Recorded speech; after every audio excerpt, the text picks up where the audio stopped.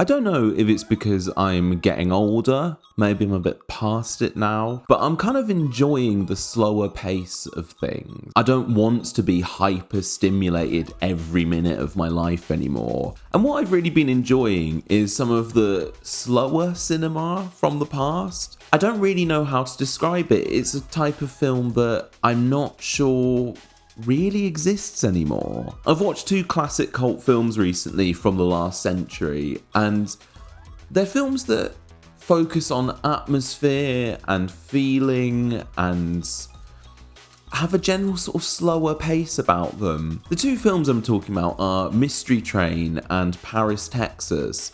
Both sort of cult hits of their ages, and they both have something about them that I just don't seem to get out of films these days. It's something to do with the pacing. These films are relaxed and slow and steeped in atmosphere and feeling.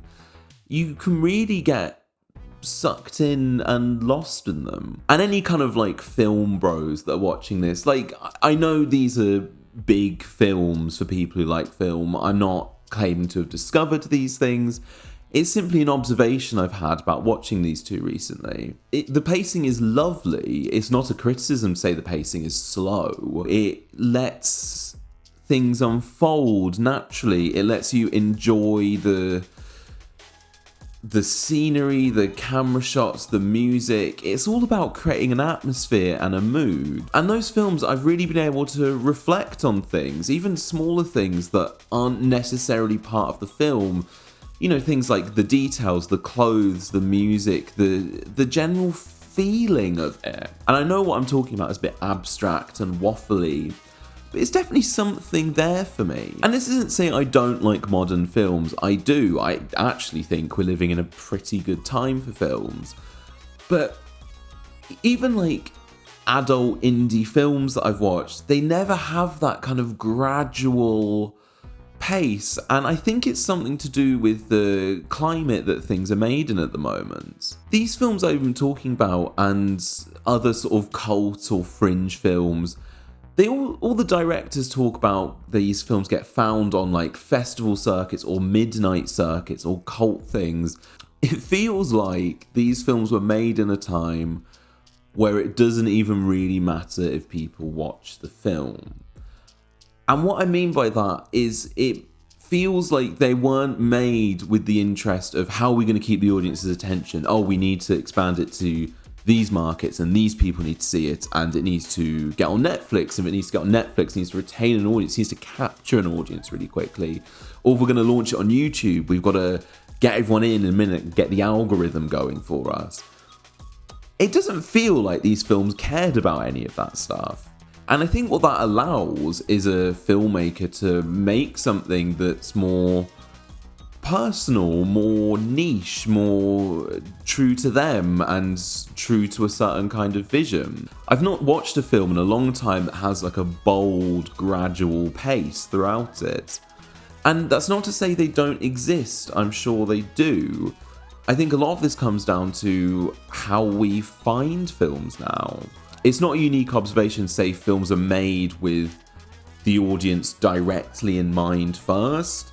It's not unique to say that they're made for streaming services which require them to all feel and be and behave a certain way. But it does mean there's a whole type of film that doesn't really get discovered or perhaps even made anymore. It kind of depresses me more to know that these films are being made and are out there and just no one sees them. Like, take a film like Mystery Train. It's slow and steeped in atmosphere and there's long stretches of no dialogue. It's people walking through a town. And the film does say things. I'm not implying that it doesn't have things going on. It does. It has a very, I think, obvious message behind it. But it's this sort of confidence to just let you relax into it. And just before anyone says, slow doesn't mean long. These films aren't long films. If I was talking about long films, they need to be shorter. They need to be condensed. What happened to the editors? We need editing back. But I think what I'm niggling at is these are films that are made in a time where they're obviously made with the intention of an audience, but they're not made for an audience. They aren't made to, I feel a lot of modern films are kind of made with this almost slightly patronizing tone towards the audience, like the idea that people can't handle something slower or won't enjoy it if something massive doesn't happen, or let alone like plots be explained out to them. The films I was watching recently, Paris, Texas and Mystery Train, do not have plots explained to them. They aren't particularly complex plots, but it never directly says what's going on. And that leaves nice spaces to have conversations about what's going on. What have you picked up? What didn't you pick up? What's your interpretation? All that kind of gets lost when everything is spoon-fed and laid out to an audience as bare as films seem to insist on doing at the moment. And there are other films that feel like they almost lack a story. They're just things about characters in a moment of time. They're just snapshots of things. And they're really lovely films that have a depth to them that I just don't see anything similar at the moment. And I know this isn't a unique observation to say 30-year-old found old thing good and new thing bad. I'm trying not to do that. But there's something missing, I find, or maybe they're out there and they're not being seen, and that's even more depressing to me. Like, the beauty of things being online and things being accessible is anyone can participate. And I think to the extent that's mostly true, but anyone can participate with the slight caveat that you have to participate in a certain way to even get seen. And I think people fool themselves with this idea that it's meritocracy, and if your thing isn't getting seen, it's inherently bad or it's not worthy. I'm definitely not being salty about my own YouTube views here. I think it's something people tell themselves that if it's not getting the views, then it's not broken through, it's not found its audience or its niche. But I don't think this is necessarily right. Like, these platforms dominate, these platforms are the mainstream now. And it's great anyone can participate them and potentially anyone can make success out of them. But it doesn't mean what is successful is good and what's unsuccessful is bad. And you have to make things in a certain way to get noticed online. Some of the greatest things could be out there and just never seen because it didn't fit into a YouTube algorithm-friendly format, or it didn't fit into the right thing for the certain streaming service. The movie poster was wrong, it had a bad colorway, it's not matched its color wheel correctly. And these things aren't friendly to art and media, it's actually quite hostile to it. It's flooded the market and dominated everything. Yet you can only take part if you play by a certain set of rules. And that doesn't apply to everything. There are great breakout hits, some things will fly through.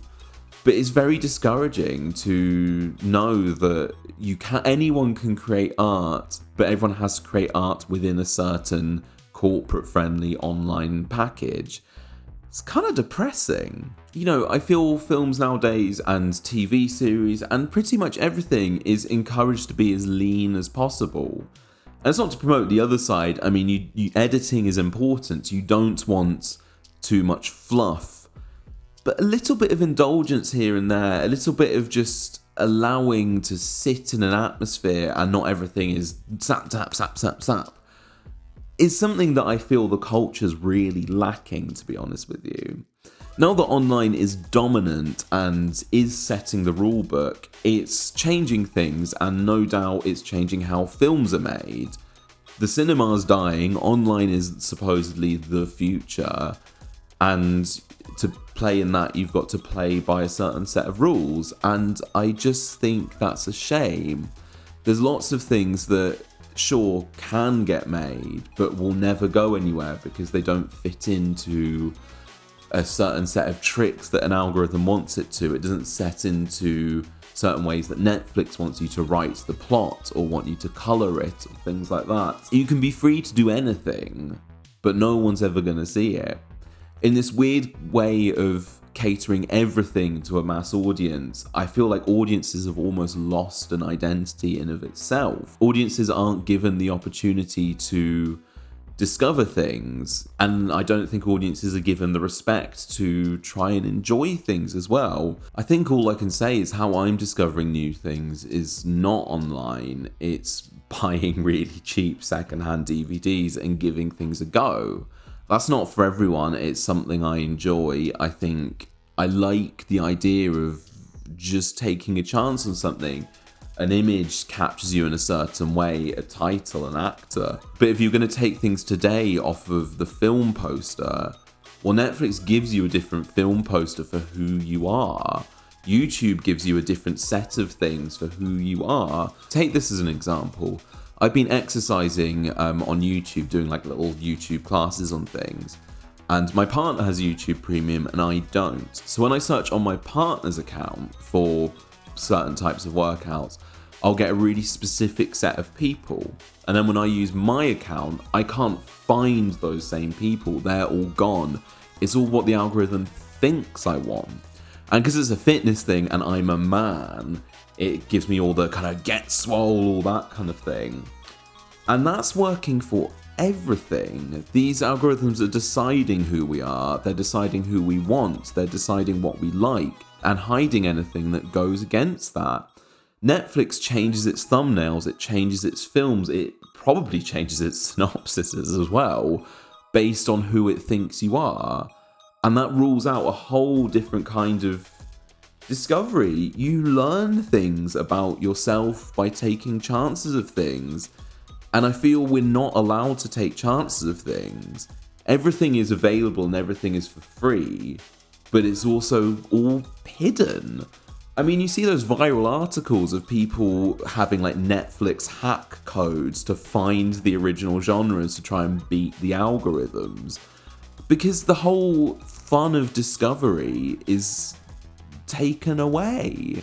I didn't mean for this to be such a kind of almost philosophical rant, but it's really been speaking to me about a lot of things that I find disappointing about making things online and consuming things online. I don't like the idea that some company or some algorithm has decided what is for me and what isn't for me.